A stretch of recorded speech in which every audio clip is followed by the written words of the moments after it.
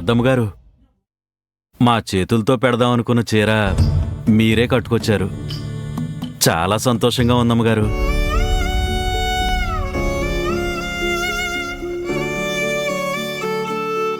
మేం పెట్టిన చీర అసలు కట్టుకుంటారో లేదో అనుకున్నాం.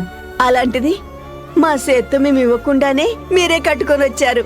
మాకు చాలా సంతోషంగా ఉందమ్మా. అభిమానంగా ఇస్తున్నారు, ఆప్యాయత కురిపిస్తున్నారు అని నా కొడుకు మా ఆయన నా బుర్ర తిన్నారు కదా. కట్టుకోకపోతే ఏం బాగుంటుందని కట్టుకునొచ్చాను. పోనీలేండి అమ్మగారు, బయటకి మీరు ఎంత అసహించుకున్నా లోపల ఎంతో కొంత అభిమానం ఉందని నిరూపించారు. అది చాలు మాకు. ఉండండి, హారతిస్తాను.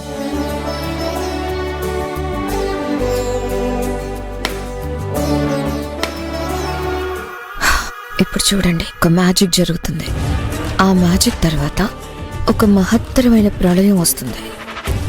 ఆ ప్రళయం తిరిగి తిరిగి మనల్ని ముంచేది కదా. బావా, ఎప్పుడు అపశకునాలు తప్ప అందంగా మాట్లాడడం రాదా నీకు? ఏంటో, మాట్లాడకపోతే మాటలు రావా అంటారు, మాట్లాడితే అపశకునాలు మాట్లాడుతున్నావు అంటారు.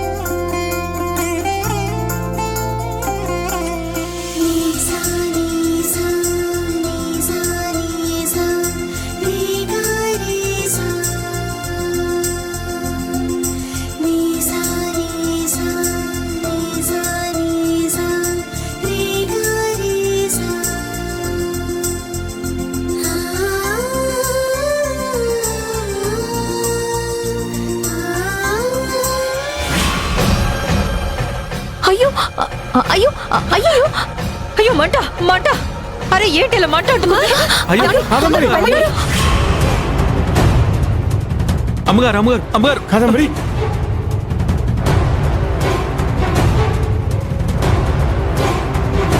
అయ్యో మంట!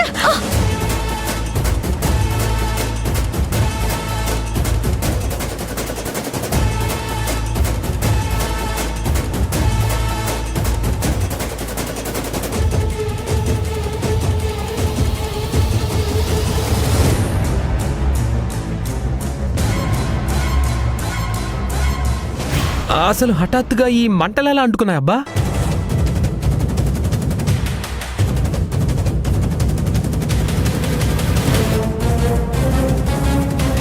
ఆ హారతి అంటే అమ్మ చీర కంటుకుంది.